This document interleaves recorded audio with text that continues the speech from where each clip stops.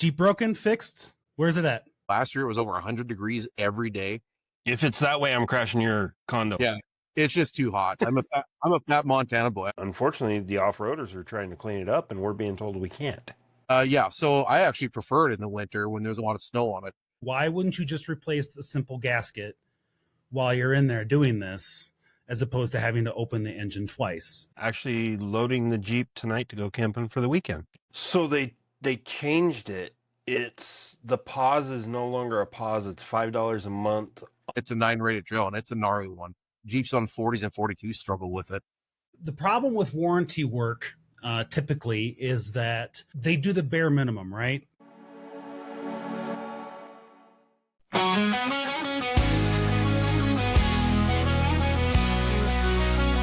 it up, let it roar, feel the ground shake. Pedal down, dust flying, no time to waste. The trailhead's calling, engine power on a roll. This is where trails start and stories unfold. On the starlit skies, where the wild things roam. Every trail a journey, every Jeep a home. Meet me at the trailhead, where the wild ones run. The dust kicks high and the day's not done. With the road wide open, the dirt in our soul. This is where trails start and our stories unfold.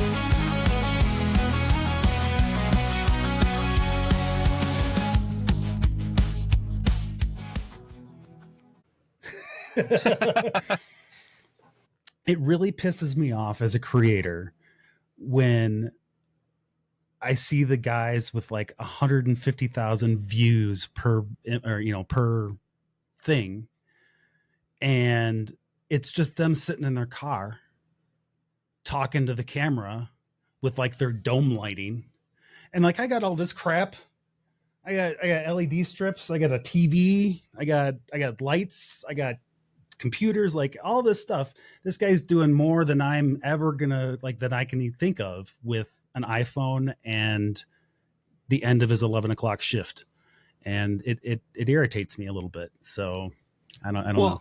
You got the one dude, I forget what his name is, but he's scared of spiders, and everybody sends him spiders, and he's just sitting in the front of his truck doing it. Yeah, he's reviewing videos.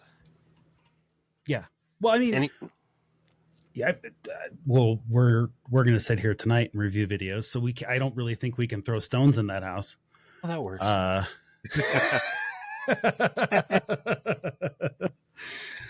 Oh boy! All right. Well, let's get into it. So I think we'll do a round of updates.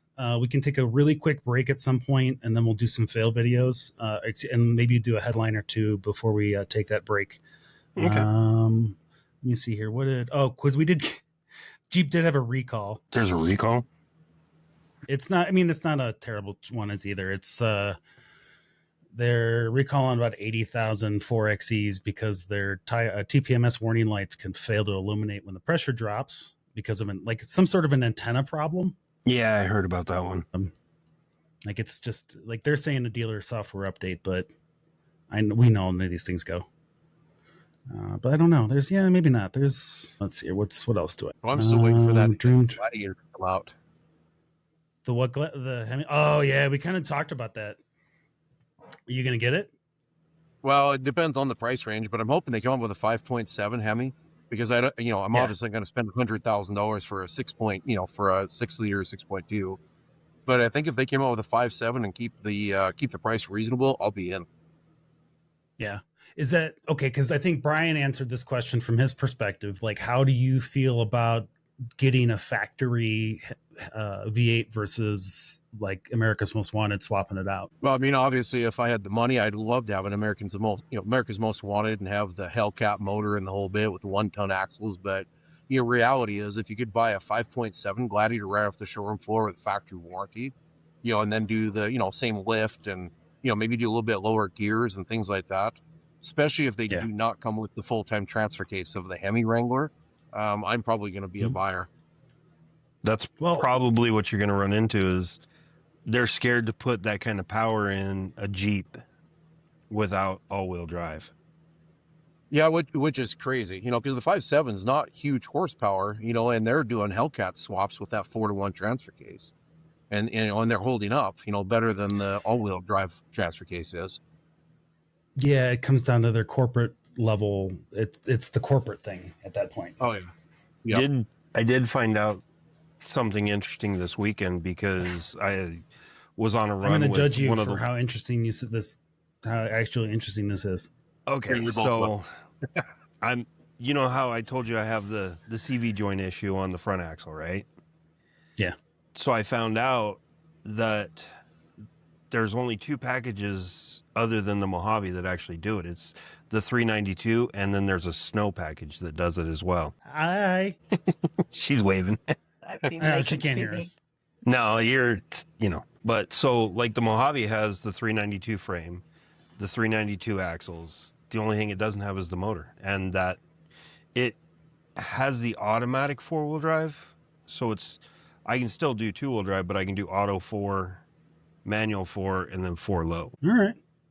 So are they actually a CV axle, or are they a U-joint axle with a boot? I've never torn one into one. No, it's a CV axle. It is, okay. Yeah, and hopefully I get a new one before Trail Hero. Well, you've got 40 days? 40 is 40, essentially 40 days. Like, you start getting any longer than that, you're not gonna have time to install it unless you want to do a day before. Yeah, it's coming up really fast. Yeah. Well, and the thing is I think anybody who's done Trail Hero, we can hear you now. Yeah, they can hear you. Calvin's birthday's on Sunday. Oh, yeah. Happy birthday to you. No, I'm not doing the whole thing. But happy birthday, Calvin. Thank you. Yeah, that's awesome. JD, are you planning on being at Trail Hero this year? I will be at Trail Hero this year. Nice. I have accommodations. I just confirmed my accommodations. I'm not going to be staying on the mountain itself, but I will be nearby. And no little trailer?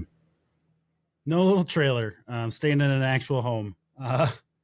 So it's just I'm going to be staying a little south of the mountain, and then just driving up for it, which is fine by me.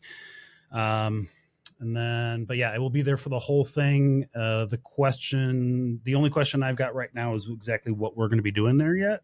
So I know we're going to do a live show of some kind. I just don't know from where, like if it's going to be from the vendor pit or if it's going to be from the mountain, both maybe. And then I still got to do, I got to talk with Rich about whether or not he would like to be a part of like a reunion type show with everybody that we do at some point. Cause then I'm assuming he'd want to bring in the production guys and record that too for him. So, we'll see how that goes. I meant to email him yesterday and then I got swamped with shit. So I just haven't done it yet today. Nice. Are you guys going, Steve? Yeah, we rented a condo in Herkin, so we're not right at the event, but we're only about 10 minutes away. So how many people are actually going to be camping in the vendor show? Very few do. Really? Well, we have that. Yeah, we have that spot. Oh, because you're going to be in the tent. That's right. Yep. Yeah. Actually, you know what? I take that back. That's a little more common in that situation for the vendors. I wonder how many of our cast are going to actually camp. A few that I've talked to are going to be camped there. We decided not to because last year it was over 100 degrees every day, and just being in the if it's that way, I'm crashing your condo. Yeah, it's just too hot. I'm a fat Montana boy. I don't like over 100 degrees. So yeah, so we got an apartment that's close by, and then we're going to leave our side by side in our trailer at Mike Stump's place in Dixie Springs. Oh, nice. Okay. Yeah, because we don't have parking for a trailer, unfortunately, where we're staying, but where we're staying is nice, and it was very inexpensive. It's cheaper than a motel room. So, Steve, I have a request. Yeah, if you're bringing a side by side, I have a request. Would you let me test drive it? I've never driven one before, and I feel like I need to. I feel like I judge them, and I need to not judge them, and the best way to do that's to drive one. No, I own one, and I still judge them. Yeah. Oh, well, that's fair, but I need to judge it from idiots. I judge idiots in them. Exactly. Well, yeah, and we talked about one of them last week, which was in the last episode, which was the one about the guy who lit the fire in Sand Hollow off his ATV. So, because he drove it where he wasn't supposed to be, and he was drunk. resistors and drunk. And Brian made a Brian's fit point was fantastic. He's like, he didn't have to leave the scene because he could just walk to his camper and get more Twisted Tea. It's true. So I get Yeah, it. we're bringing both, and yeah, I'd let you drive it. So the big thing for me, obviously, I'm a Jeep guy. I'm a good driver. Yeah. Oh no, I trust you. It's got a good kit. You can't do anything more to it than what I've already done to it. But but what's crazy? Oh, don't challenge me. What's crazy is that it walks through 7, 8, and 9 rated trails like you wouldn't believe. Like way more capable than my Jeep is. Even though it's on 35s and the Jeep's on 37s, it's pretty crazy where we can take them. Yeah, no kidding. What side by side do you have? Kawasaki KRX on 35-inch stickies. Okay. Yeah, and I've got the KRX has an interesting suspension on it. Yeah, suspension works good, but the clutching is what works really good for rock crawling. It's super smooth and low RPM engagement, and so you keep traction really well. And I got 2 sets of tires, but they're both stickies and they're both 35s. It's pretty impressive. We're gonna do a twister on Saturday, and it's a 9 rated trail, and it's a gnarly one. Jeeps on 40s and 42s struggle with it. You know what's gonna suck, Calvin, is that I'm gonna do this right, and I am going to discover that I love driving a side-by-side at the exact moment in my life where I have zero chance of affording one. I mean, I have one set in my garage that's for sale, but yeah, again, it's that none of that matters if you can't. I got bills to pay. I owe people money. They introduced that G-Spec tube chassis buggy, and of course they bring it out right when I have zero money to buy one right now. Yeah, 100 starts at what, 120 or 130? I was hearing like 180, but they haven't come out with final pricing yet. Yeah, it's not on the site. I looked. I did too. Yeah. Was it Rich or somebody that posted a reel today or something about somebody's doing buggies now that's finance buggies? Is that the one you're talking about? Yeah. Okay. Yeah. Yeah. And I posted it on my Facebook as well. They're pretty impressive. It's a turnkey buggy. That's got matching parts, so you can get parts availability, but they're going to offer financing as well. And it's got that Ford 4-cylinder EcoBoost in it, so it's a real common motor. It is. Okay. All right. Well, let's do the thing real fast here because we just got talking, and because that's my own fault. I admittedly hit the record button because I wanted to get that first part just so I had it recorded so I can add it to the end of the show. Hey, you're the master editor. You can put it wherever you want. I'm not the master or anything. All right. Well, welcome to the Trailhead, everybody, where you don't need a super built rig or a fat wallet to hang out. Just heart hustle and the lowest tire pressure you can manage. Good evening, gentlemen. How are you guys tonight? Doing great. Glad to be here. Awesome. Calvin, you're going to have to work on that energy level. Like Steve's there, but you're like, I don't what good? I'm good. Aren't you drinking an energy drink?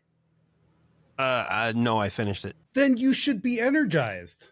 I'm ready for a nap. Advertisement. Son of a... I'm trying to run a show here, folks. You know that ADHD thing? You drink caffeine and it doesn't really do anything for you?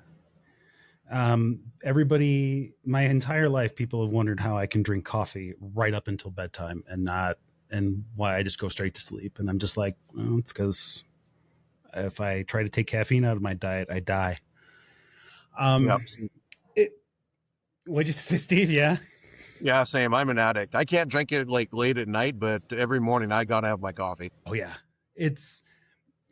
I've tried, and here's the thing and Steve, I kind of understand what Calvin's saying about the ADHD thing, because when you have ADHD, caffeine is something different to your brain chemically. That's why you can drink it in the middle of the night, and it actually makes you sleepy. It's a whole weird thing. If you're interested, go look it up on ADHD Talk or whatever the hell it is these days. But does it, even without that part of it, every time I try to like just take caffeine out of my life, it's like I always go back to the meme that I saw one time of it was just like a light brown panel, and it just said, I put creamer in my coffee because I love myself. And it's just like, yeah, it's, I love myself. So I drink caffeine. Yep. It's a large part of my diet. I don't need to. It is what it is. If stopping caffeine were to like save 6 months at the end of my life, I'd be like, okay, Not worth it. I'm still gonna have some coffee. Yeah, I'm No, gonna have my I would coffee. shorten mine by 8 months. Oh, I don't think we should start that game. No, I don't think you want to start. You don't want to start trying to figure out what that level is, because then next thing you know, you're being involuntarily held. It just you don't want any of that. The white jacket makes you hug yourself. Yeah, that's. Sorry, I literally just had this image of myself just there. Yep. If you know, you know. Yeah. If you know, you know. Steve, you'll know later. I got you. Oh boy. All right. Well, welcome back to the show, guys. Tonight we got this is a smaller panel. Like, we've been going up and down in size. I love the small ones because it's actually a little bit easier to make fun of people and stuff, especially those folks that are usually here that aren't. Brian, Nathan, like Nathan, because I'm assuming Nathan's asleep based on the last time, right? Calvin, he's probably passed out because he was falling asleep the last time we were recording. I don't know if he was passing out or just zoned out, but yeah.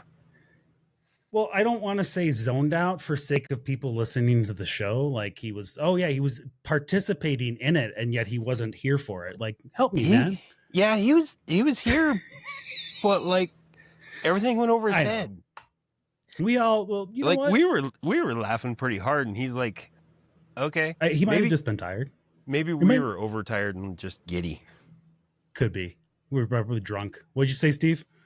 I was going to say, if I tried to do this from a couch, I'd be asleep. I had a late night last night and a super early morning this morning. So, yeah, we're normally we record on Friday nights. Normally we're live. And so we're actually just recording on a Thursday night. We're going to try to save ourselves some copyright issues.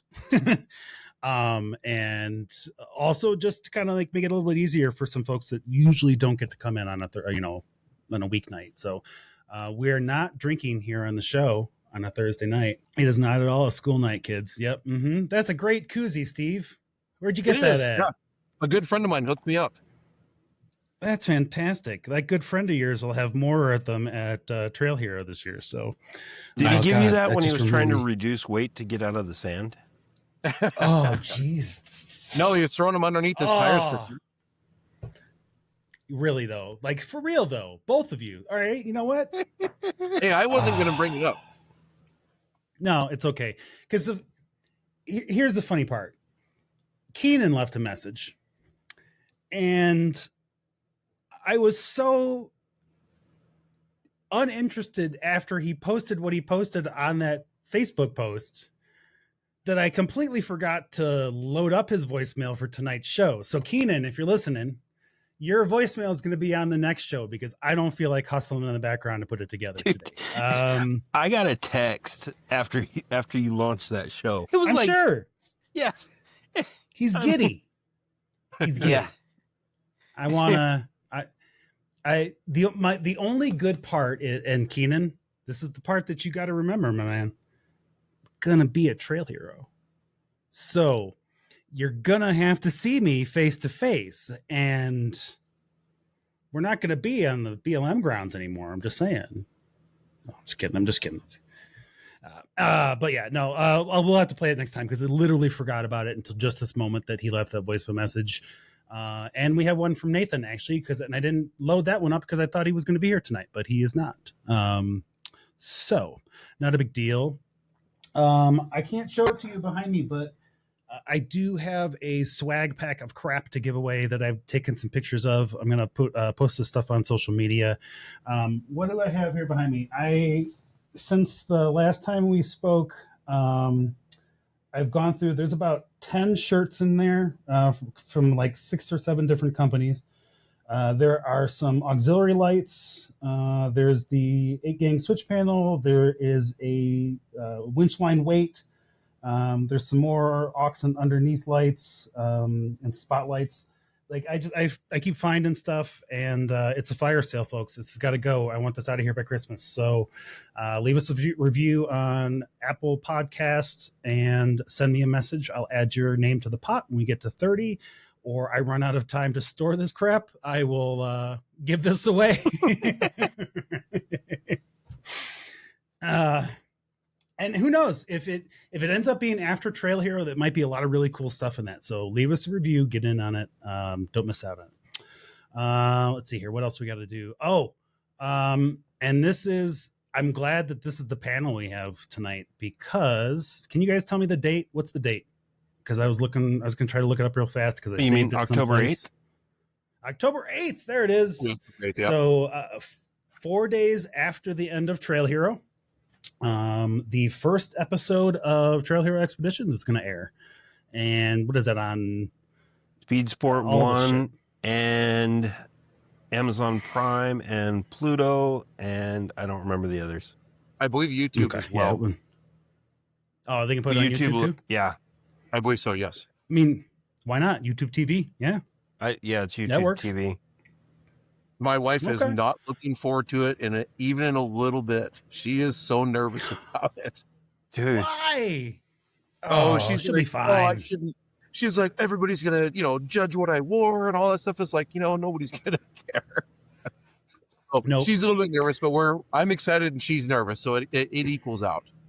I'm anxious. There you go. I can't wait. Really? I can't either. Yeah. And I think that they've got Rich was saying that I think that they've reviewed 4 episodes. So I think they've got 4 of the 6 done or close to done.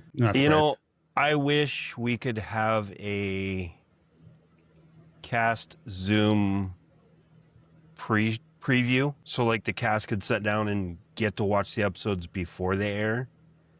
Yeah, that would be cool. At the very least, we could set up a watch party.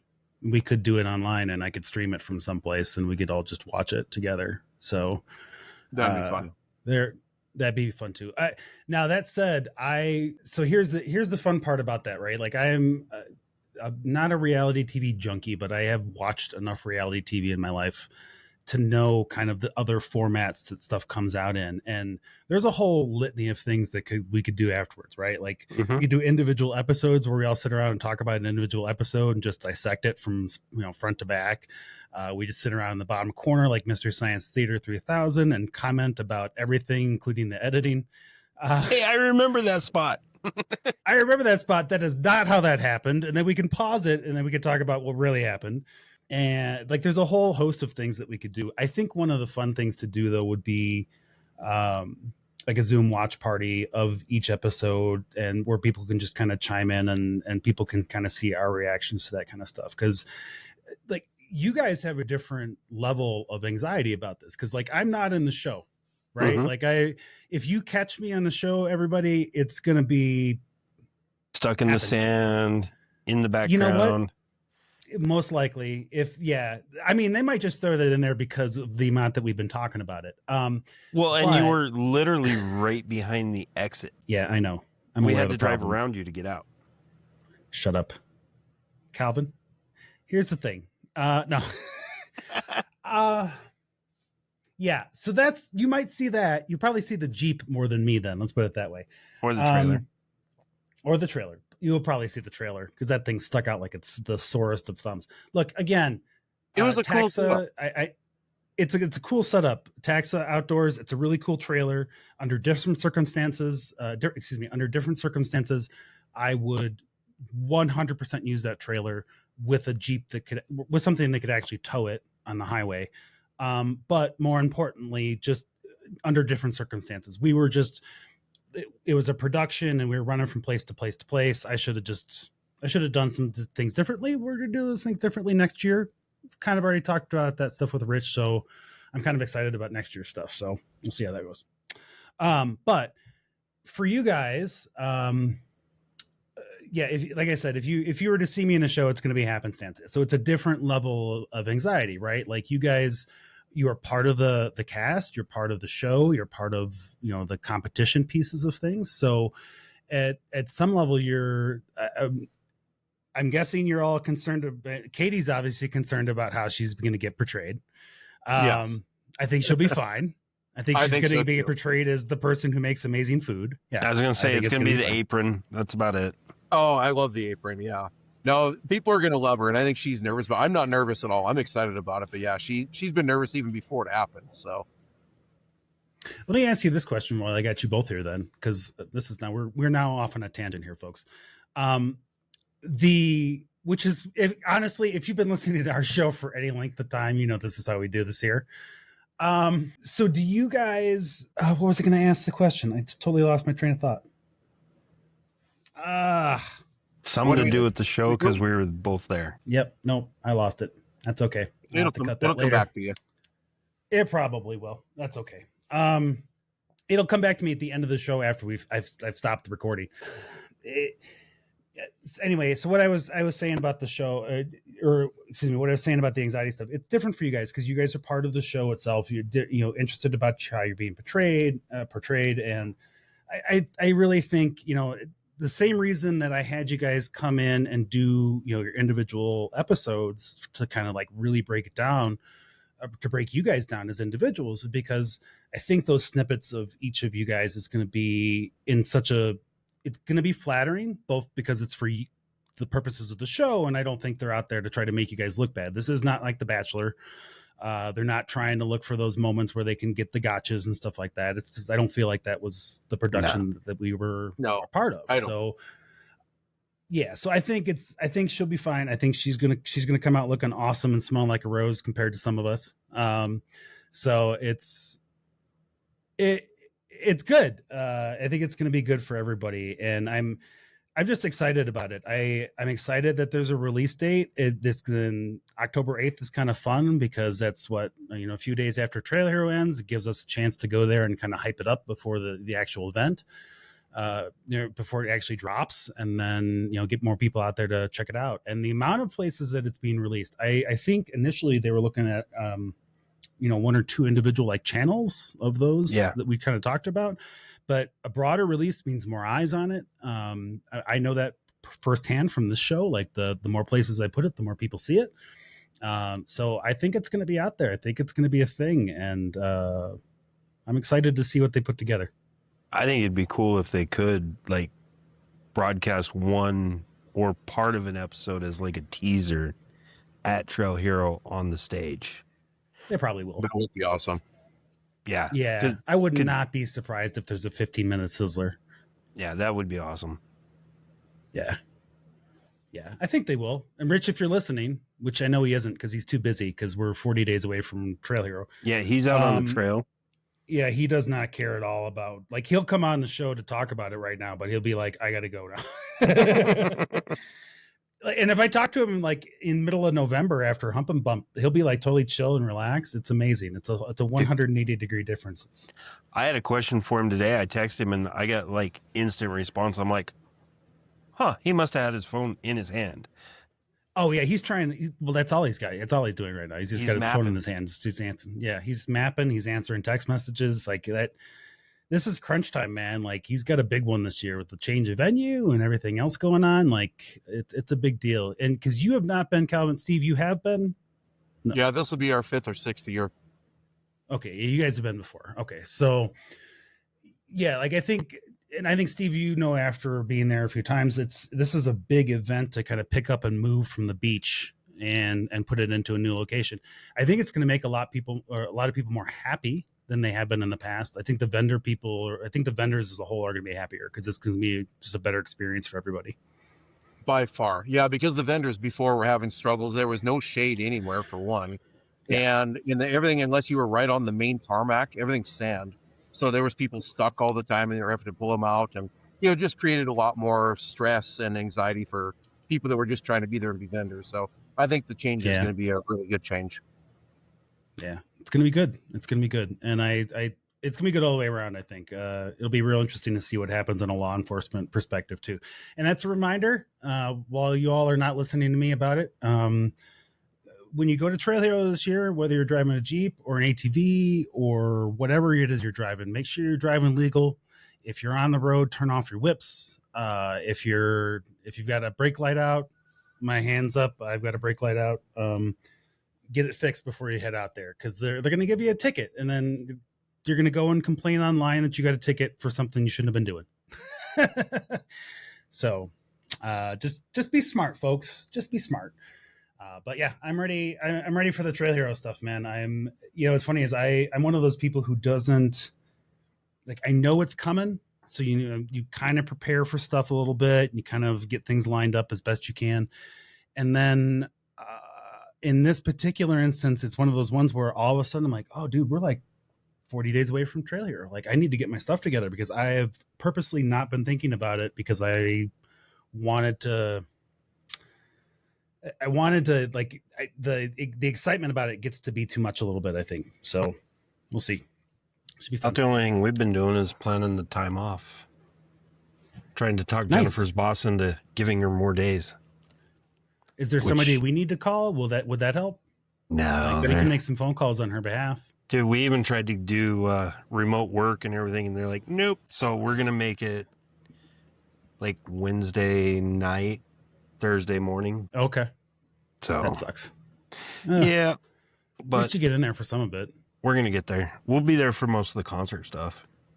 Yeah, we're going to come in Friday. Nice. So we'll be there sometime Friday night, and we're staying through Sunday. So we'll be there a little over a week. So we've got a few friends we want to see prior to the Trail Hero starting. So, we had property down there. So we got a bunch of friends, and we want to go hang out with them a little bit before it starts. Very cool. Nice. Okay. All right. Okay. Well then, yeah, I don't know when I'm getting in yet. All of that's up in the air, right? Well, more for you on the next show. But the time we record next, I should have a solid plan as to what the hell it is I'm doing in October. Maybe at least about that. Shut up, Calvin. Shut up. Just shut up. We'll talk about these things on the air, sir. What, Tuesday? What? Tuesday? Yeah, exactly. All right. Well, let's go. So let's go around the table real fast because we've been talking for a full 20 plus minutes and we have not. Tonight on our smallish panel, we've got Calvin with SRG Offroad. How you doing, buddy? Good. Lots of fun. Jeep lots broken, of stuff. fixed. Where's it at? Jeep is running. Jeep is good. Fixed the power issues. Actually loading the Jeep tonight to go camping for the weekend. Okay. Very nice. So, yeah, we're heading up north for the 4-day weekend. Okay. So, because, as Jennifer announced, my birthday Sunday, hers was Wednesday yesterday. And there you go. Our daughter's is next Thursday. Sorry. Okay. So, we've always tried to celebrate together, but now that she's in college, we have to go up there. That works that way. I get that part.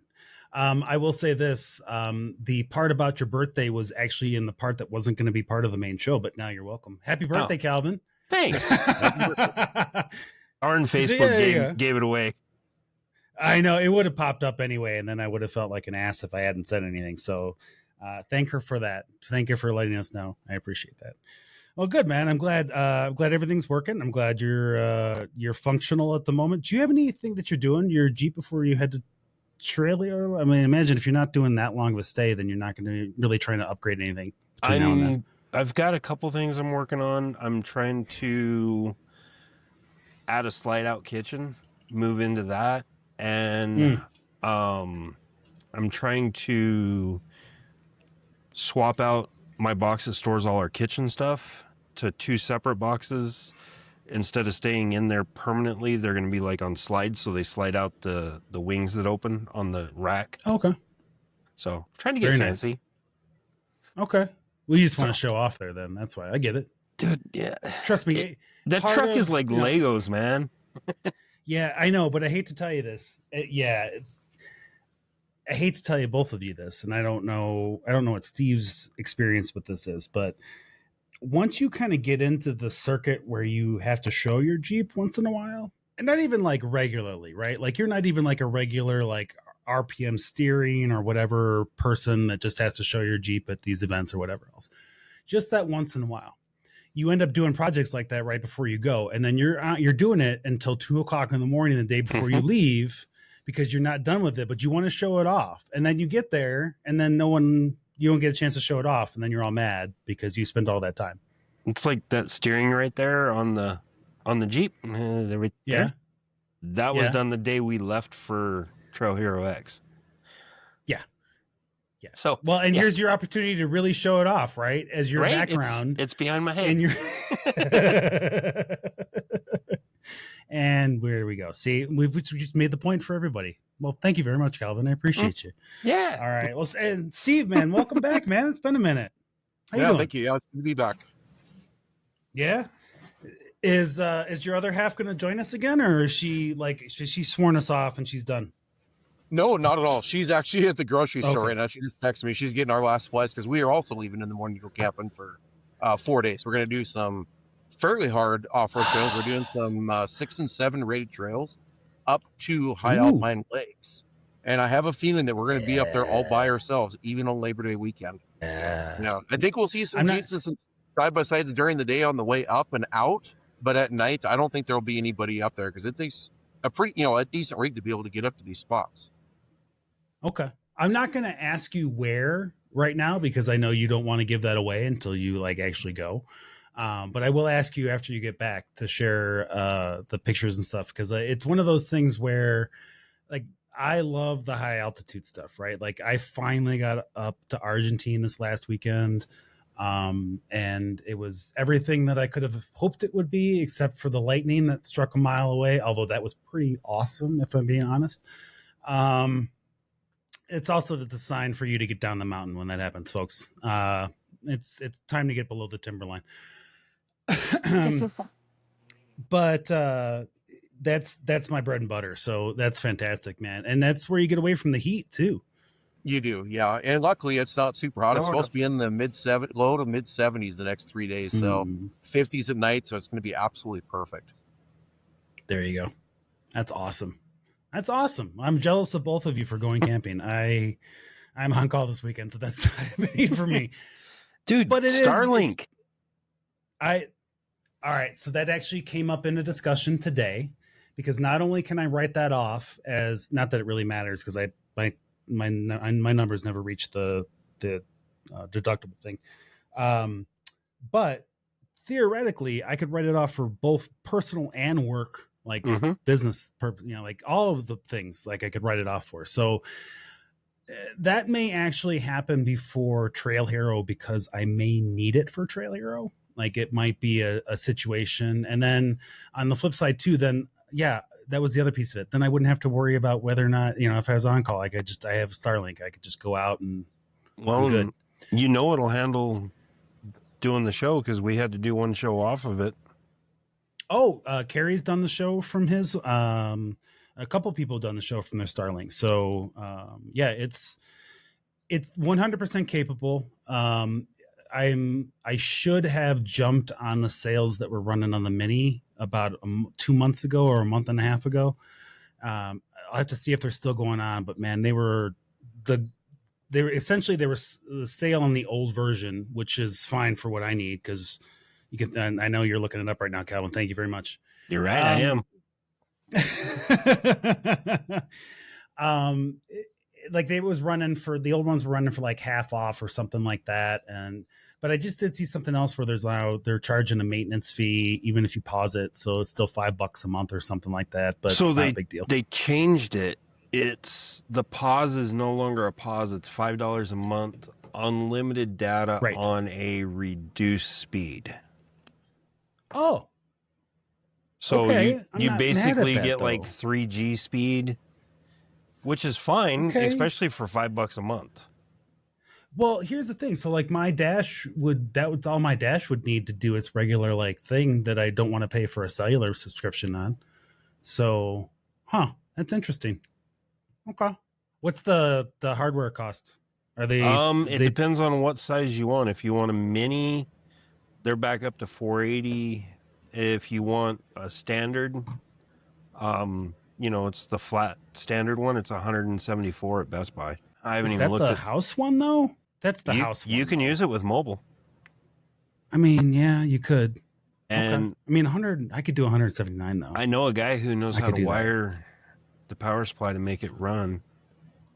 Do you know? Off of 12 volts. We'll talk because we'll talk after we're done recording because we have stuff to tell Steve, and then yeah, exactly. So we'll talk after the recording. I like this idea because it came up today so hard, and I was just like, man, I didn't think about it, and I'm gonna need to do that. So all right. Well, I've got And both. if I recommend spending the money for the Mini. It's so much better in every Yeah. single way. There's no comparison. Other than it doesn't have the faster, throughput. or- No, it's not faster than the standard. It's not faster, Mm. but you don't have any kind of router. It's 12 volt. Mine is suction cup to the roof of my Jeep, so I've got internet everywhere I go, including through Trail Hero X.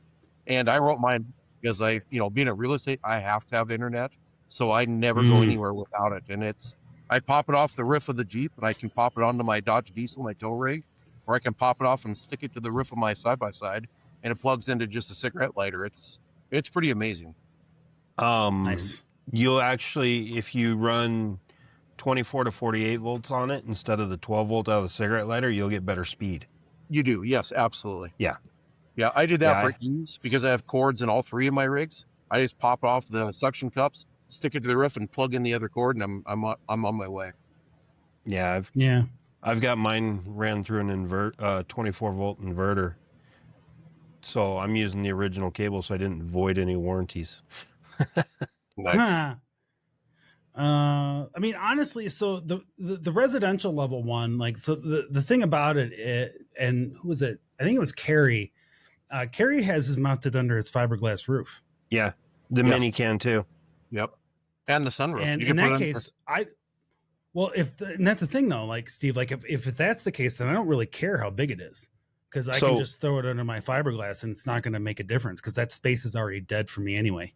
The big one on standard with Rome is 175 off Starlink's website too. See, and I'm not mad. You know what? All right, we might be going to Trail Hero with Starlink, folks. We'll see how this goes. I like this. Yep. I mean, it's been a year. I've been debating this whole year on whether or not to get one at some level, and I think it's just a better idea. So, yeah. Oh, it's even on sale for a monthly if I sign up for a package. Interesting. Okay. I blame both of you for this, just so you know. I mean, I got mine because we were trying to camp and we needed service and some stuff happened and I it sold us getting it.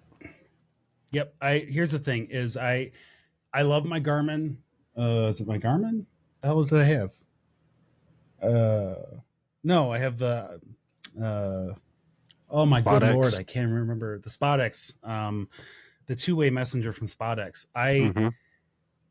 I've had one. I've been a proponent of it. I'm still a proponent of it, especially if you're a solo person. Have a satellite messenger out there, especially as a backup. But I have the most basic of basic packages on there now because I don't need it anymore. Like I get satellite messaging. I tried it out when we were on Trail Hero Expeditions. It was great. And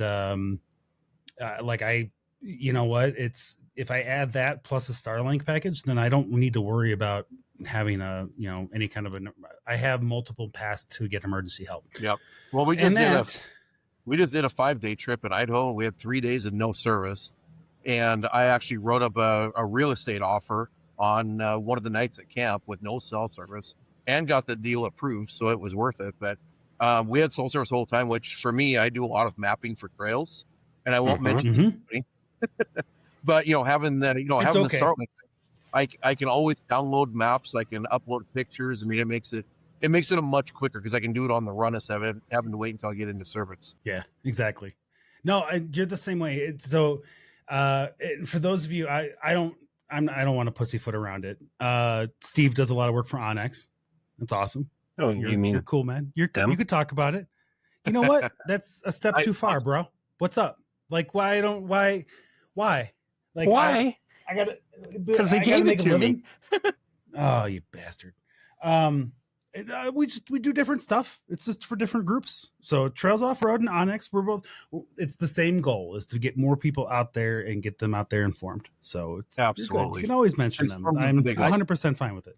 I still wouldn't mind playing with Trails. I haven't played with it yet. You should try it out. There's a 7-day free trial. There's your plug this week, Todd. Yeah. And Ariana and John, you guys at Trails Offroad. Ryan, I know you're not listening, but you should be because I owe you a spot. Send them But the yeah, link. I know, right? They know they love us, so you know what, Steve? I have not heard from the Onyx folks. I don't know if they're intimidated by my Trails Off Road status or if they just don't want to talk to me. But seriously, I'd actually love to have them on the show. If you know anybody over there, tell them. That'd be great. I do, Like, and, yeah. not adversarial, like at all. Like it's 100%. We're all in the same boat. We're all here to do the same stuff, right? So Yep, I agree. I'd love to have them on talk. Yeah, that's Hey. out there. Throwing that out there into the world. Okay. Did the truck closet guy ever get a hold of you? He did not. Although I didn't check my spam, but I don't think so. Reach out to him and let me. And if he did, let me know. But I didn't check it. Okay. And Steve, before we get off you real fast, did Jeeps anything broken in the shop? Are you all functional? Anything you're waiting for? Parts? Nope. Jeep is pretty much completely ready to go. They're just packing it for tonight. So, and we'll be using it to tow our side by side down, which normally we God, I wouldn't. hate- Normally we'd bring the toy hauler and the diesel, but for Trail Hero X, we want to have the Jeep there. So we've towed it down there about 3 times, and it works its little guts out, but it does it. So nope, Jeep is All good. right. Side by side, I'm putting new front differential seals in it right now, and billet 4-wheel drive input gear. So I broke Nice. the input on a 9-rated trail, and we got it fixed. I had a friend down there that had the parts, and he got it fixed overnight, but the seal has been leaking ever since. I'm going to go ahead and get that fixed before we get to Trail Hero. Nice. All right. You know what? This is why we need more people with side by sides and ATVs on the show, because like you guys have, it's a different set of, it's very similar problems in a lot of ways, but it's also a different set of problems for vehicles that you guys have. And we don't talk about it enough. Like Nathan, who again, I'm going to make fun of because he's not here tonight. He sent in a bunch of fail videos, and a couple of them happened to be ATV videos. I was like, yeah, finally. Yeah. Let's spread the love here a little bit. Like, let's do all this for everybody. I want to get everybody in this. So yeah, if you're, and this is an open call, this is an open casting call, so to speak, for anybody who's out there listening. If you're an ATV person or a side-by-side person or UTV person, whatever, smaller wheel diameter that you want to talk about, even if you're motorcycles, give me a ring. We'll love to have you on the show to talk about it. Love to have you on the show as a regular, as long as you're a cool person. And then, I don't know I don't need another Calvin, but as long as you're a cool person, then we're good. Yeah. Well, I'm up for talking about motorcycles anytime. That's my background is off-road and adventure bikes and motorcycles. I've ridden motorcycles all over the world. So there you go, man. Like I had the the Rampart Range motorized committee on, and they run essentially all of the volunteer work for the small trails and single track trails behind the house here. And it's one of our most watched episodes. And I'm just like, I just want you guys to come on the show. Like, get everybody who's got an ATV, everybody who's got a motor. Like, I know we talk about a lot of Jeeps because I have a Jeep, right?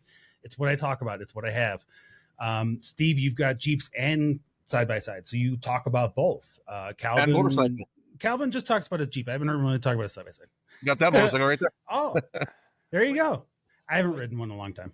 I love my side by side, but it's a Jeep without air conditioning. I mean, there is that. Yeah, if you want to be a little bitch about it, yeah. Hey, dude, it's 100 right now. Come on. You're at what? No, 60? I get it, but it's what is it there in the middle of the winter? Like it's like 60s, 50s, 70s. Yeah, that's. I mean, for people like you, that's hoodie weather still. No, for Jennifer, yes. Well, we don't. We're only worried about Jennifer. See, I was born and raised up at 6,000 feet, so she's a desert rat. I was born in the mountains. Yeah. I've heard all these stories before, buddy. Mm-hmm. Yeah. All right. Well, all right. So now here's the reason why, guys, because I know Calvin knows this, but Steve, the reason why I always round the table first to see, what the status is of everybody's vehicles is because I am usually the person who is not currently functioning in some way, shape, or form. So I have 2 pieces of news on that. One, the Jeep was back in the shop. I'll let you laugh. Still? Or did it come home? No, it came home and then went back. So that's how I got to Okay. Argentine and then came home. Here's my second plug for Trails Offroad. I actually went out, which reminds me, I got to do that tomorrow. I went out to collect some data for a trail write-up for Trails Offroad. It's really good to do that in the middle of the week because it's a lot nicer in terms of traffic and getting pictures and stuff. I knew I had a problem that day, and then I just didn't quite know what it was yet. And then over the course of the next couple of days, it became very apparent. So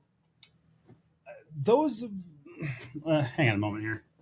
Sorry. Before I get started on this, I need to get another drink, fellas. I'm going to do the same. That sounds good. Okay. Well, I'll lose Steve now. No, it's okay. It's one of those things where I'm always afraid when somebody walks off camera, they're never going to come back. They run away.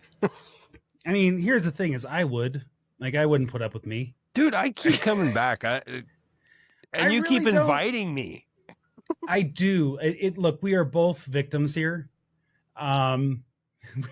We're victimizing each other, but it's okay. I think I enjoy it. I'm here for it. It's a glutton for punishment type thing.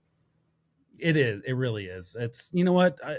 Here's the thing: is someone once said on the show, "We're too stupid to stop," and it's still valid. It's still valid. So, yeah. We'll sit there and listen to the show in the office when me and my coworker are sitting there. Your coworker that you essentially strong-armed into leaving us a review, but No. I didn't strong-arm him. I told him, hey, you're going to buy a Gladiator. You want some free stuff to go with it. Leave a review. That's how the strong arm happens. Bribery? Yes. Bribery is still okay. Bribery works. Like, I can tell when we're listening every time you say, shut up, Calvin, because he starts giggling in the corner. That's because you all the time. He knows you well. Yes. I mean, yeah. I mean, I don't need to follow it up with anything. I think that says everything needs to be said there, Calvin. And then he'll rewind it to hear what I said to you. I need to go back now, and I hope he watches this on YouTube because I can actually see where people go back and rewatch parts, and I need to see if those moments happen on a regular basis. Okay. All right. I mean, I found out about the release of the new one sitting in the office, and here comes the text from Keenan. I'm like, well, yeah. I was like, it's out? Okay, I'll start watching it. Yeah, Keenan's a problem unto himself. So, because now, yeah, well, and here's the thing is again, we're back to the glutton for punishment piece here. So while we've been talking here on the side, I've been busy putting together the voicemails so we can have them to listen to. So nice. Well, again, I thought Nathan was going to be here, so then I didn't really care about Keenan. Yeah, you heard me. I said it. Well, I'll get these going here in just a second. Anyway, so I always ask those questions mostly as a setup because usually I'm the person in the shop, and yeah, the Jeep was in the shop. I got it back. I took it out. The problem with warranty work typically is that they do the bare minimum, right? Mm-hmm. And that doesn't matter whoever it is, if it's Mopar or if it's when you send in your a fridge or something to get fixed, or no, send in a fridge to get fixed, you know what I mean? Whatever kind of warranty work it is, they're doing the bare minimum, right? And one of the things that I've noticed that they did, because this happened the first time they did it, right? They opened the engine to put the new lifters in. They put the new lifters in. Everything was good to go, but the gaskets themselves, they didn't replace. They used the existing ones because they, quote unquote, weren't cracked and didn't show signs of wear. And there is a whole, there's everybody who's ever worked on a vehicle is screaming at their radio right now because they're just like, why wouldn't you just replace the simple gasket while you're in there doing this, as opposed to having to open the engine twice? And yes, that would also be my question to any warranty department. Why wouldn't you just replace the gasket too, as part of that lifter work and part of taking all that apart? So they did that in December. When they did that, the gasket failed. I had oil dripping. I had to have them come out and fix that, right? So they came out and fixed it, or excuse me, they fixed the oil leak that time. They were nice to give me a loaner at that point as well. And this is nothing on, I've said before, Perkins Motors in Colorado Springs, you guys are awesome. You guys did great work. I understand you're under limitations when it comes to what you can and can't do because of the warranty. And to that end, they were very nice to help me out and get me taken care of as quickly as they possibly could. But this last time, essentially I went in because I got a fuel injector code, which was new. That was a new one, which doesn't really surprise me. Again, it's 155,000 miles on that engine. Stuff's going to start kind of popping here and there. And when I took it in, I'm just like, there's also a bit of a noise. Like I can hear it ticking a little bit that wasn't there before. It's been recent-ish. And it's just, it's in hindsight, I now realize it's the same noise I heard before the lifter failed the first time. So they get it in there for the fuel injector. They take a look at it. They find the fuel injector was broken, so they had to replace that. But they also find that the noise was coming from the original lifters that were replaced were bad again. Bad part, whatever it was. Get it all fixed. Give it back to me. I take it out. And at one point, my thermostat said it was 112 degrees where I was at in the sun. And it was cooking the oil that was dripping off of my engine from the gasket that was leaking again. And because, again, they couldn't get approval from Mopar to just replace the gasket when they did all of the other work that they were doing. So they got all that done. I actually, right before we came in the air today, about 45 minutes before we came in the air today, I got a text message that the Jeep is ready. So I would go pick that guy up tomorrow. Service manager was going to drive it for a couple days to make sure it was good to go. They were going to clean it out underneath, make sure we were fine. So I am confident that I'll get it back in one piece and I'll probably be good. I'm going to knock on wood that I'll be good to go from now until Trail Hero. I'm just going to try not to screw it up between now and then. We'll see how that goes. So, yeah. In the meantime, I have a 2023 Jeep Cherokee, which is a Jeep Cherokee. I mean, it's not terrible. It's just it's a commuter car. So, I mean, I don't know if at least it's like 20 miles a gallon. Oh, I've gotten a full tank out of it in the whole week. It's been fantastic. I mean, it's been great. And in terms of that, I will tell you this, all you kids out there with your fancy, what is it? If you got a self-driving Tesla, like just go piss off. But if you have like any of those cars that have like assisted cruise control or automatic cruise control or whatever it is, where it kind of keeps that distance no matter what the speed is, the lane correction, the adaptive kind of crap, cruise control. Yeah, man. If you thought I paid zero attention on my way to work before, I don't think I can go. I don't think I can go lower tech or higher tech than I have on the Jeep now. I don't think I can. I think it'd be bad for me. So yeah, my Jeep has adaptive cruise. My work truck has lane keeping because my work truck's a 21 F-150. A couple weeks ago, I drove my dad's 24 or 25 F-250 trimmer. Okay. That thing has the adaptive cruise control and the lane keeping and all kinds of crazy bells and whistles. Jesus. The lane keeping is great other than if you're going, the alignment on that truck is perfect because it's almost new. Yeah. If you're going straight down the road's not turning, so you're not moving the wheel. The truck starts telling you to put your hands on the wheel. And I'm like joking around because my dad's here and he thinks it's funny. I'm like, put my hands on the wheel. I'm not, I'm yelling at the truck and it escalated. Yeah. It keeps escalating the noise. And then after like a minute and a half, it just brake checked me. It thought I was trying to make sure you're awake. Yes. Yeah. And we're in the middle of we're in the middle of doing a driving. So our insurance monitors our phones if you're driving so we can get a discount. Well, hard braking is one of the big no-nos on. Yeah. Yeah, the phone registered that brake check and dinged me on it.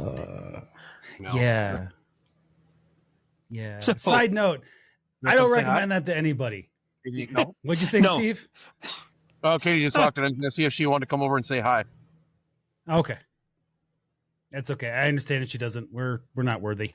We Yeah. get it. No, she just walked into the shop with groceries for the trip tomorrow. Okay, So that I get it. It's Yeah. okay. I'm just kidding. I like Calvin giving her and crap. JD. Hey, Guys, hi.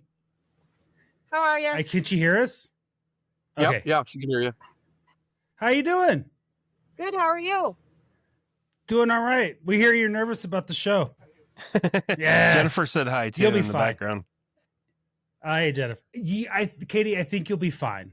As we previously discussed while you were not here, there are plenty of other things to make fun of and laugh at, like people in the background being stuck in the sand while people get launched off the starting line from Sand Hollow. Yeah. Little things like that. I Yeah. mean, it'll be So, all right. I think you're fine. Yeah. I just am not one to have any, attention on myself. So. What? You messed that up by cooking. You messed that up by signing up for a TV show, though. Like, I hate to tell you this. So is this That's the point okay, where we Jennifer. is this the point we tell Katie that she's the cover of the first episode? I didn't want to say anything, Katie, but I mean, here he is breaking news. Yeah. We're just kidding. You're good. No, but I am going to use a screenshot now for the title card for this episode, just so you know. I don't want to be on, and I'm going to leave it like with some sort of headline, like I don't want to be on the show, like something like that. I think that'll be, I think that's appropriate. Yeah. Yep. And it's universal. Yeah. And that's what we're going for here. All right. Perfect. Well, are you Perfect. hanging out with us or you got to go? Go, because we are going camping this weekend, and so I've got to get stuff packed up. I'll be Yeah, I know. walking. They've been rubbing it in to me this whole time. Yeah. Okay. All right. Well, it was good to see you. It was good to see you too. Stop by anytime. And otherwise, I will see you at Trail Hero. Yep, both of them are gonna be at Trail Hero. So Excellent. Can't wait to see you guys. Awesome. See ya. Bye. All right. No, don't. If you're listening, don't go away. No, don't. Just Katie. Just yeah. Okay. I know. Just like yeah, we start saying bye. People start tuning out. And they're already tuned out, right? There it is. Thanks a lot, Calvin. Jesus. Again, why? Always. Like I do this to myself. I agree to it. I send you the meeting invitation. I'm really good at those quick little witty things. Yeah, let's go with witty. Yeah. Yes. Let's do that. Okay, sarcastic. How's that? That's better. I appreciate you. Okay. Hey, All I right. speak fluent sarcasm. I speak fluid sarcasm. All right. Good Lord. All right. Well, I want to do this and then we'll take a break. And then, look, I wanted to do news, but honestly, I don't really have anything that exciting. You guys tell me if any of this sounds really interesting.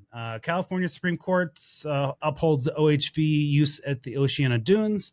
The short story of that is that the California Supreme Court said there's no more fighting about it. They've got to leave OHV open on the Oceano Dunes, which is kind of nice because it's one less thing for us to talk about. That means that it's an instant win for the Imperial Sand Dunes too. Then hopefully it is. Yeah, probably in terms of precedent, yes, 100%.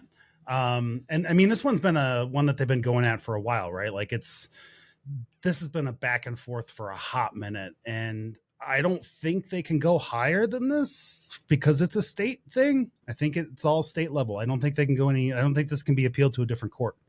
So I think that's done. Yeah. No. So yeah, we'll see what happens. I can't think of any other dune place areas that are like that. Like we don't have anything like that in Colorado. Yeah, I'd have to. The only thing please.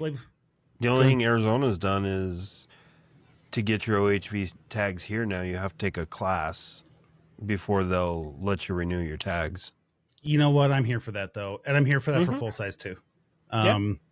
You know what? A basic. I mean, I'm not. It doesn't need to be like an advanced physics course about how Jeeps work and stuff. Like, just take sit down and watch a 30-minute video on trail etiquette.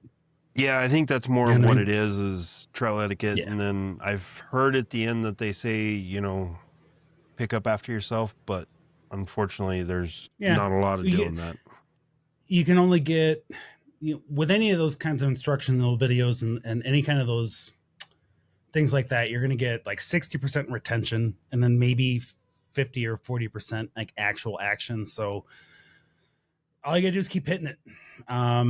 And as Well, as now long that as you you're in guys- a place, I was gonna say, now that you guys brought that up, one thing worth mentioning, especially for people that are going to Trail Hero, is Utah also started that about 2 years ago. You now have to go online and take an online off-road course. It's super Yep. easy. You only have to take it one time. You just have to have proof of it that you took it, and then you do have to have if you're out of state, you have to have an out-of-state OHV permit. That can be done Yep. online. It's super easy. I just renewed mine. I don't remember the price, but it was like $30-ish, mid-30s. And Yeah, again, you can super do it cheap. all online, so it's pretty easy. But I thought I'd just mention that because out at Sound Mountain, if you're OHV, you do have to have both of those. Yeah, and keep in mind now what in. So this is where we get to. This is why I want to have more people like you on, Steve, because that's the differentiation, right? If it's an OHV, so if it's an ATV, UTV, side by side, all those, then you got to have that extra registration piece. Everybody coming in, it doesn't matter if it's a Jeep or not. You got to take the course, and you have to provide proof of that. Actual tutorial. Damn. But the other piece of it is whether or not you actually have to have for the ATV piece. I think that you just have to have the registration piece, and that's common everywhere. I mean, Colorado, you have to have one. That's $25 here, even if you're out of state. So it's again, those things are just kind of, you got to have them. The shadows. That course is simple. I think the online course is free, isn't it? For the It is. Yes. I think so. Yeah. And you can download it to your Google or Apple Wallet.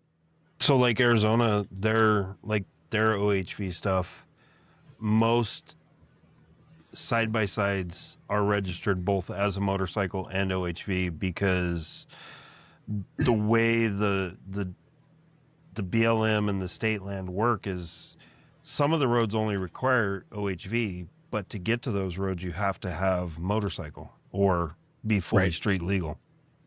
Right. So like ours is registered both. Yeah, and mine is registered as both too, my side-by-side and my dirt bike. So I've got a plate on it, so I'm legal on the street, but I've also got an OHV sticker, so I'm legal. And I've got Arizona, Montana, Idaho, and Utah on my side-by-side. Your adventure bike in Arizona only has to be a motorcycle. Correct. Yeah, and my adventure bike just has a plate because it's a fully street legal bike. But my off-road bike, my 500 KTM, I've got both. I got a plate and an OHV. Okay. And I'm not 100% sure because I'm not into the 2-track or the single track that much, but I don't remember dirt bikes being OHV required in Arizona. Yeah, if you have them street legal. Yeah, and mine's street legal, and I probably didn't have to do the OHV sticker, but our property was in Arizona, so I went ahead and did it just so I didn't get hassled. And I've never actually been checked, but if I ever did, I wanted to be legal. So I don't blame you. And those rules change a little bit. Like Colorado is a weird place for that, right? Like very weird. There's like 100 some trails now that require you have that OHV permit that is usually just reserved for ATVs and UTVs and side by sides. And that is because those trails are now designated actual trails. Like most trails in Colorado are Forest Service roads. Mm-hmm. And this is really a situation where at that point, then the trails themselves are now, once they're considered trails and not Forest Service roads, they're treated differently. So they can get money from the government. They can get money from trail organizations. They can get money from the permitting process, right? So every $25 that I put in for the permits that I get for my Jeep for every year, now groups like CORE here in Colorado can go to the state and say, we want a chunk of that money to go do work on, good Lord. We want a chunk of that money to go do work out on Pearl Pass or, one of these big trails that everybody knows here in Colorado, or Black Bear, whatever else it is that happens to be designated as a trail at that time. So in the long run, it's good for us. It makes it a little muddier when you're trying to get stuff like this done. But honestly, if you're trying to support OHV and land access in your state, get the OHV permit, whether you're running a Jeep or not. It's going to help out. It's going to put money in the trails, and it will help you in the long run. And I think as the groups come together, it's going to be better for everybody. Just grab one, grab a sticker. Yeah, we have some weird stuff here. Like on the west side of the valley, all the trails, everything, you can just go. On the east side, half the trails over there, you have to have a permit to run the area. Now, like Arizona state land, you have to buy your permit, which I think is like $20 a year or something like that, because you'll see it on different mapping. It literally says Arizona State Trust private land or something like that. Yeah. Those are where you're required to have that permit. Well, that's a hot mess. Well, and it's kind of weird because I'm not 100% sure anymore, but last time we checked into it, you could drive through those areas without a permit, but you could not stop. That's interesting. Okay. Yeah, it was kind of Wait, weird. You can't stop on a public road?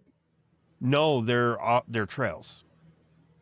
Oh, I see what you're saying. So, okay, like if you're going from BLM to BLM and there's state trust in the middle, you just can't stop and camp or anything in that without the permit.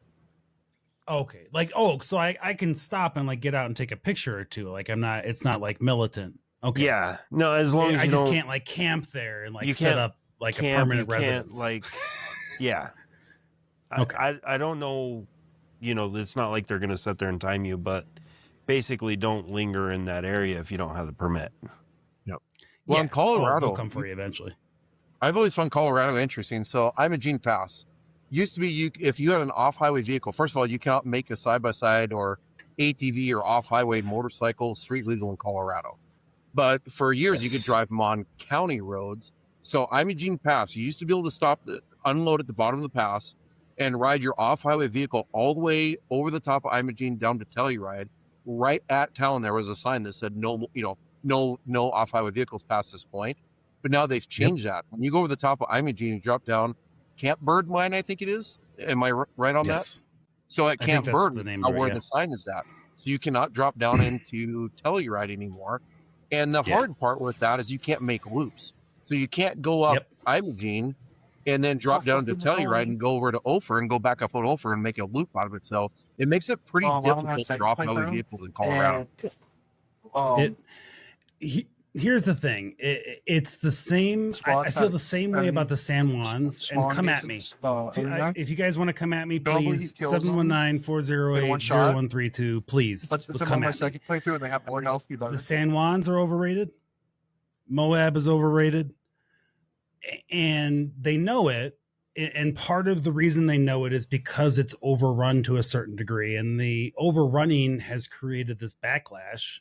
And the backlash is that where they don't want to let the OHVs in Telluride. And even a lot of the local businesses are like, come on, like seriously, like we need that business. Like we need those people that are coming in for the day and having a cup of coffee and a slice of pizza and then getting out of town, but they're not getting that anymore. So,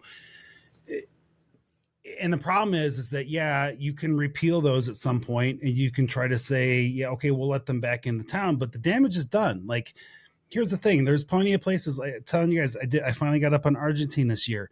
Honestly, if you drive the right parts of Argentine Pass, you can get a very San Juans kind of feel on a lot of that part. You can get a very San Juans kind of feel on Red Cone. You can get a very San Juans kind of feel on St. John's and Deer Creek, all those, right? Yep. But without all the people.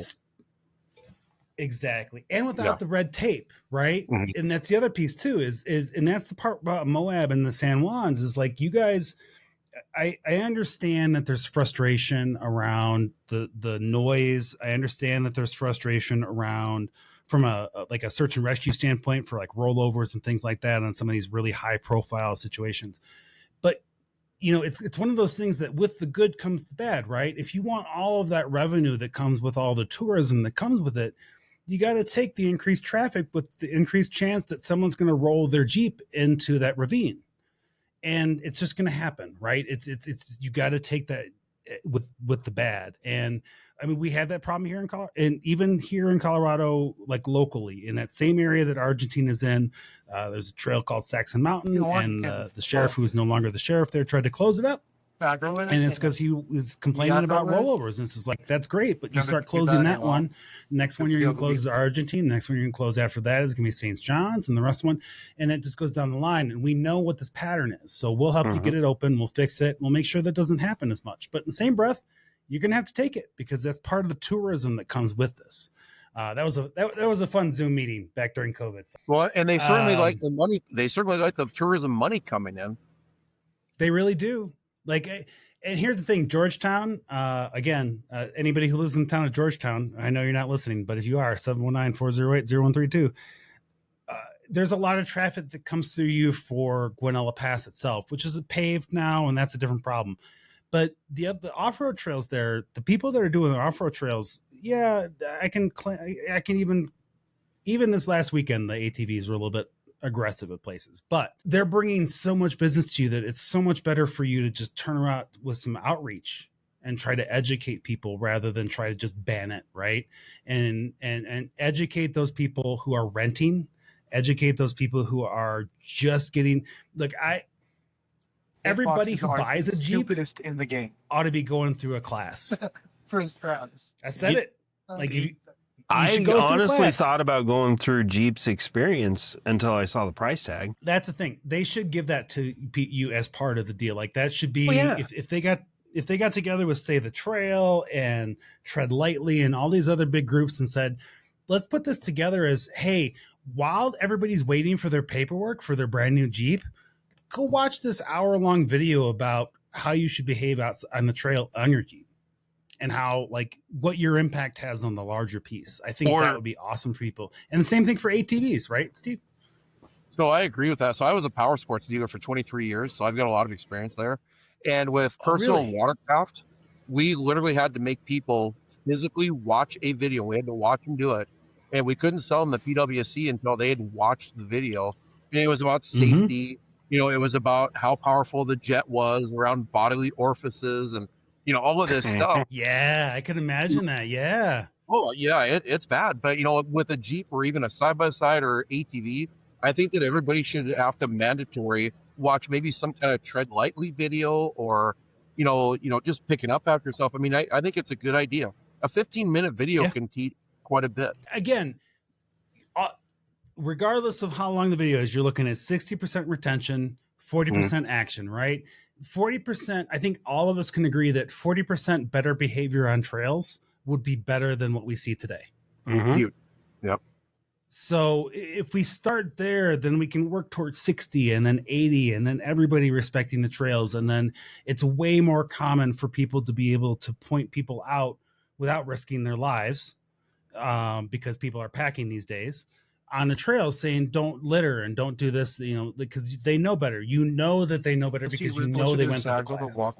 You know they went through the information. So there's no claim of ignorance that can happen anymore. And then you can just say your piece and move on. Sometimes it'll work, sometimes it won't. There's always going to be shitty people, folks.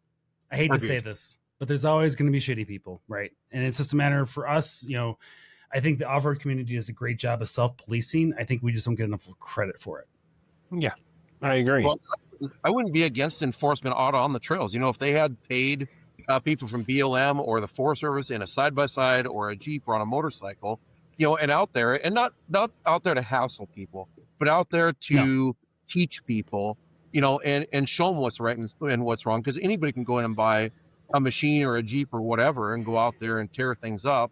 And, you know, sometimes they're just assholes, but sometimes they just don't know any better. Yeah.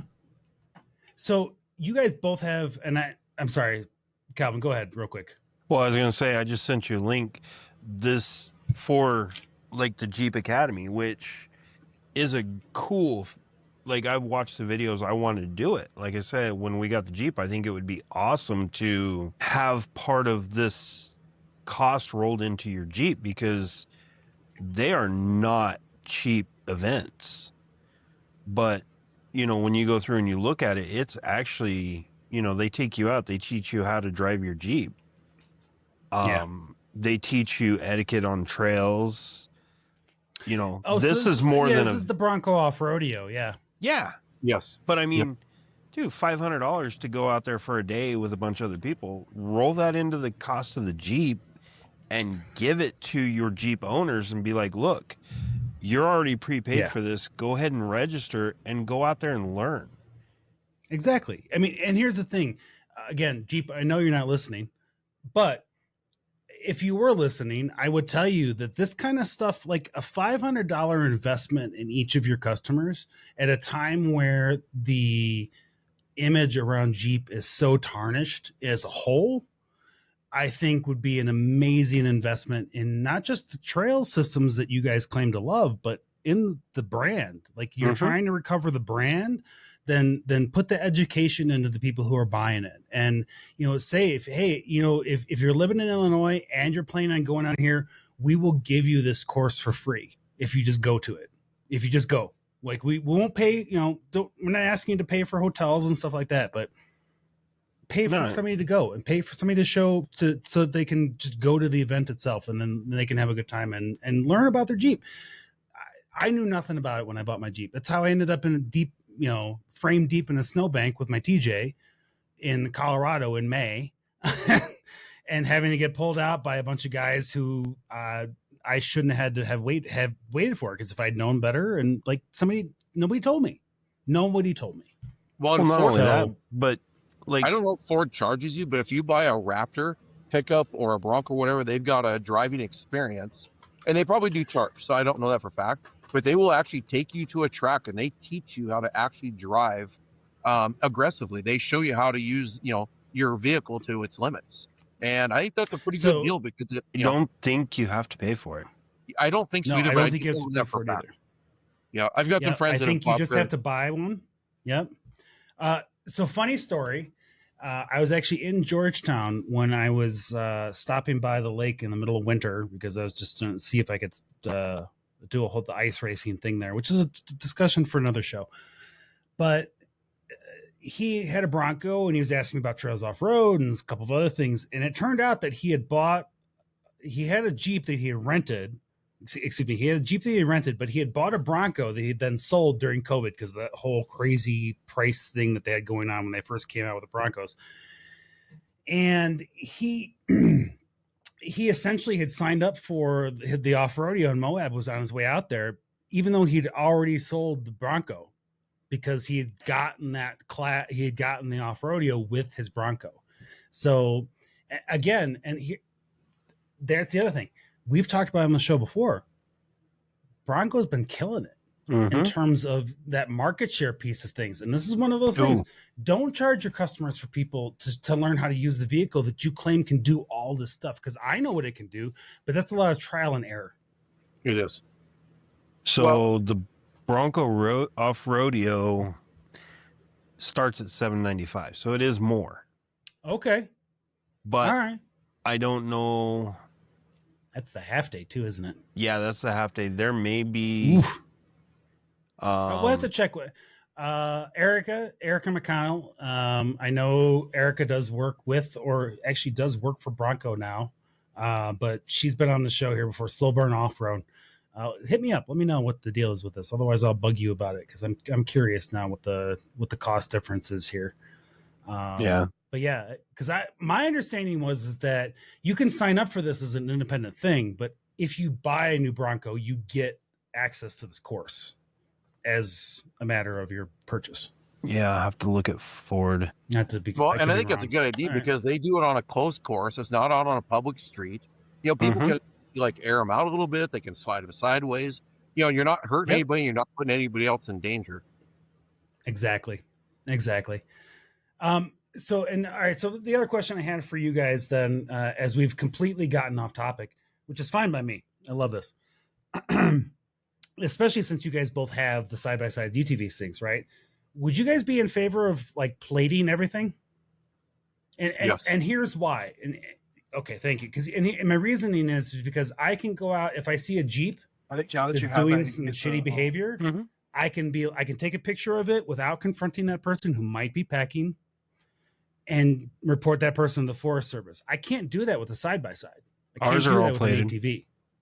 Really? Yeah. In Arizona there? Yeah. Okay. So in Arizona, you have two choices. You either get the OHV, which has an RV plate, or you get street legal with OHV, which has a motorcycle plate and an OHV sticker. So basically, I have a motorcycle-sized plate on my side-by-side, and it has a street legal tag on it and an OHV tag. So I have basically a plate with 2 stickers. I would take that though. We don't get that in Colorado. Like you don't have to have a plate here to be in Colorado. Well, What that's is it because there you for guys don't make Steve? them legal.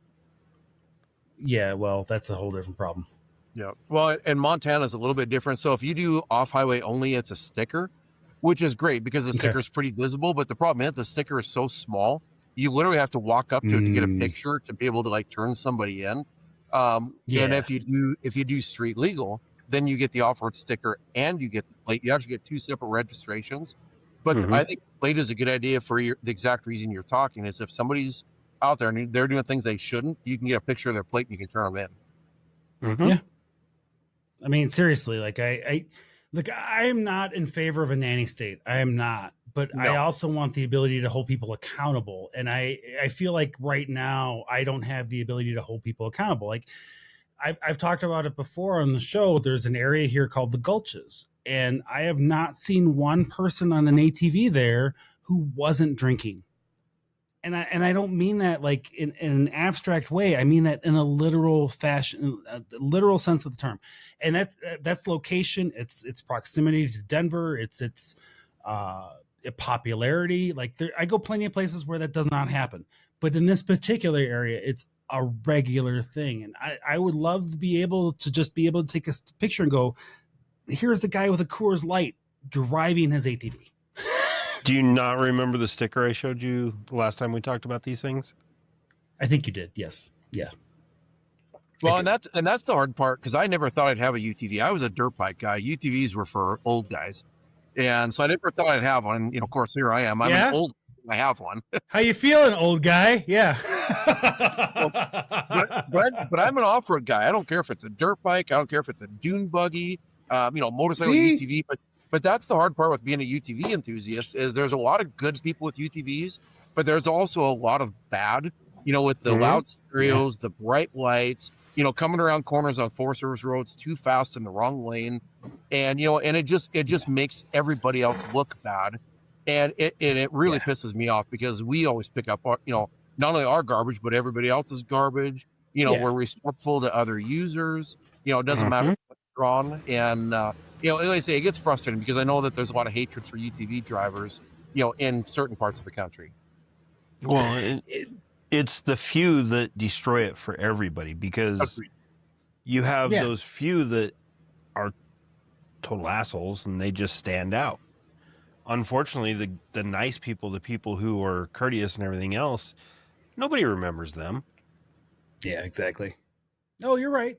I mean, every time I'm out on trails, I'm picking up I'm picking up trash. I pull tires off of trails. Like here's the thing is for the amount of usage that I know that the trails that I go on a regular basis, I think I have mentioned before here that the road that runs behind me here, which is Rampart Range Road, it runs for 60 miles. And last year alone, it had 370,000 vehicles on it. And that's single track, and that is full size vehicles. That's all of everybody, and it's everybody. And the thing is that if there's that many people going out there, and even if it's just 300,000, right? There should be way more trash than I see. And I see a lot of trash. I see trash and there's a shooting problem here that's going away, but that's a different discussion for a different show. But the majority of like camping trash and stuff like that, I don't see it that much. I see, the occasional campfire that doesn't put out and those kinds of things. Those are kind of regular things that kind of happen this close to a metro area.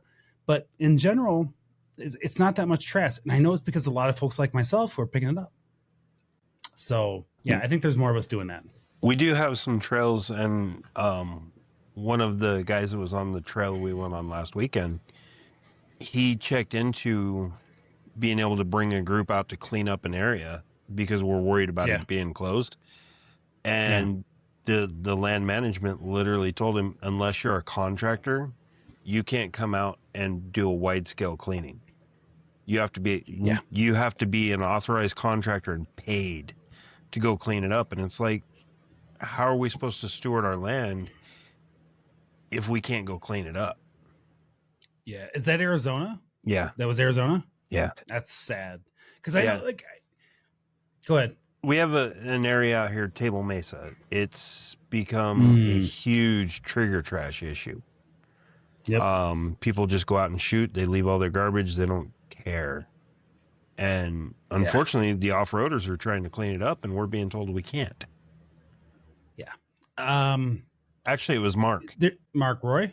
No, Mark with Limitless. Oh, okay. Yeah. What I would tell him to say is get in touch with the Gambler 500 folks. I'm gonna mark this so that I can edit my next phrase out of the final edit. But they're champions of the fuck around and find out part of the. They just go out and do it. They just like, we don't care. We got told no, we can't clean this area up, and we went and did it anyway.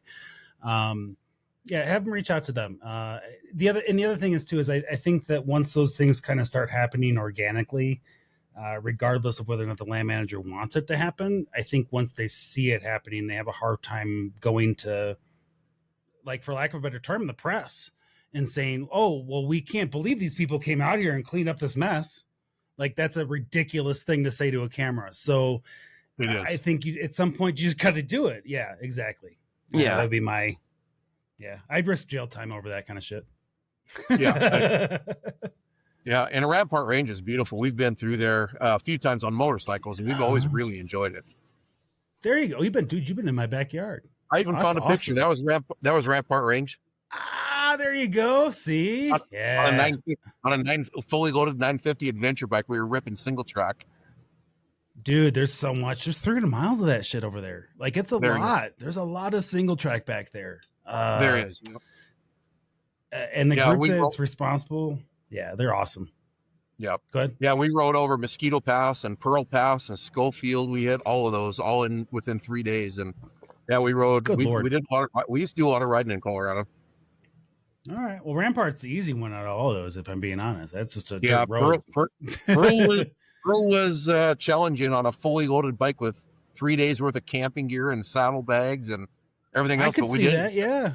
We had three of us, and we did Schofield and we did Pearl. I think Pearl's in better shape these days, but I could be wrong. I'm probably speaking out of turn on that, but that's okay. All right. Well, I feel like we've talked our way out of the first episode, guys. It's only an hour and a half. Like, it is, but like I also know there's like 10 minutes of burn there, so we got enough time. And like, I feel good about this time frame here because I was going to go over. We're gonna have to do this another time. There's a list because I did really enjoy our last list discussion. That was fun. This one's from an. Do we have another sports car guy making an off-road list? We do. I hope it's Kyle Francis again, just to piss off. You might have to. No, Oliver Stallwood. No, that sounds fake too. Yeah, I don't. That sounds fake too. Yeah, if I'm being honest. It's a dream trail rig that is not a Jeep or a Bronco. So we'll have to do that on another show. But yeah. All right, cool. All right. Well, before we get out of here for update purposes, then, I think we pretty much talked about everything we got coming up. I mean, I'm going to get my Jeep back this weekend. You guys are going camping. I'm on call, so I can't take the Jeep out and break it again this weekend. So it'll at least be good for another week. Should be good for next recording. Maybe for a month. You can be a trail hero with it. I hope so. Dude, but I just need to rent a full-size truck and tow it. I don't have any monies. What are you talking about? Dude, sponsors. Oh, I would love them. If you would love to be a sponsor, please call us at 719-408-0132. Leave us a message and I will promptly get back to you. It will not be like a Keenan thing where I'm like, I guess I'll play the voicemail later. I'll actually get back to you about that. But seriously, if I could get that, it'd be great. But no, either way, I think it'll work out. We'll be there. And, it's just, it's too much. I don't know how the end of my year ended up with so much travel involved. And cause like this, it didn't used to be this way. Like I just used to be a lowly mapper for Trails Off-Road. And here I am now, signing up to do stupid crap into the middle of early December. It gets you out of the snow. It does. You know what? Honestly, that's going to be my major goal this year is to just, as soon as the snow hits the high country here, I am going to start seeing you guys more in Arizona. I'm going to start seeing you guys more in Utah. I hate to tell everybody out that way, but I'm coming. We'll take you on some 35 friendly trails. That's all I need, man. Like, seriously, like, and even if it's like 35 friendly adjacent, like, I'll take the occasional toe strap. So, Yeah. like, Steve, what's winter wheeling like you by there? I know you don't have a ton of trails. Do you have anything that you can winter wheel? We do. So the Blacktail Wild Bill Trail, which is a Jeep Badge of Honor trail, is only 8 to 10 minutes from my house. It's really close. So I was one of the And that's original all guys. year? Yeah. So I actually prefer it in the winter when there's a lot of snow on it. But we do a lot of winter wheeling. This last winter, we didn't go down to Arizona until the end of March. And so we did a lot of winter wheeling this year, and we do a lot. We drop the tires down to 2 to 4 pounds of tire pressure, and we go out and we get into, sometimes it's over your front bumper and sometimes it's up to the headlights, and it's pretty fun because it's challenging all day long. Really? Okay. Because I have this weird thing about snow wheeling. Like, there are times where I love it. You've been getting And then there are times where I'm like, I'm just going to break something, and this is not a good use of my time and energy. Well, and usually snow wheeling is pretty gentle on everything because you're not, you don't have a lot of traction like you do on rocks or slick rocks. Yeah. So it is. It's those you don't hidden get a rocks, though. Yeah, you don't get a lot of shock loading. We don't like pin the throttle. We actually go easy on the throttle, like rock crawling, and get up on top of the, so you're trying to stay on top. You're not going to dig down because then you dig your tires down and then we call it turtling. You bottom out and then you're stuck. And the goal is to not get stuck if possible. Yeah. Yeah. That's all of our goals, isn't it? Mm-hmm. That's the quote. That's it. You just made the title card. Welcome, Steve. That's the goal. Is not get stuck. Well, and I haven't been giving you shit about getting stuck in the sand, and I won't because we've. You know all what? been I appreciate it. You know what? And that's as close it. as you got, right? And that's as close as you got. I'm gonna give you a little bit of a slap for getting close, but I'm gonna give you a pass because that's it's the most crap you gave me so far. I'm looking at you, Keenan. And yeah, we're gonna play your voicemail in the next show. Fine. We don't need to talk about it. All right. We're going to take a break here. For those of you who are listening, this is going to be the end of this particular episode. So before we get out of here for this episode, because these guys, these air a couple days apart. Anything else you guys want to add to this show? Calvin? No. Thanks for having me. No? Yep. No. Thanks for having me. And I'm looking forward to seeing you guys again here in about a month. It's coming up quick. Yeah. It's actually about 3 minutes, if I'm being honest. Yeah. But no, a month would be awesome. Yeah. Yeah. No, guys, I am so Jones about Trail Hero. I'm excited. It's going to be a whole different experience because I'm not looking forward to the drive there, but I'm looking forward to being there. There is that. Like, it took me 2 days to get there last year. It'll probably take me 2 days to get there this year, but we'll see. I don't know. It depends on how much I want to deadhead and how much caffeine. Huh? From Colorado Springs? Yeah, a little bit north of there. I mean, it's half a dozen. I could do the 10-hour drive, or it's usually more like 11 if you're being honest with traffic coming over over 70. It depends on what time of year it is. Depends on if there's snow. Like, there's a whole host of reasons. If you think I can make it faster, please leave me a voicemail message at 719-408-0132. I'll gladly dispute it with you.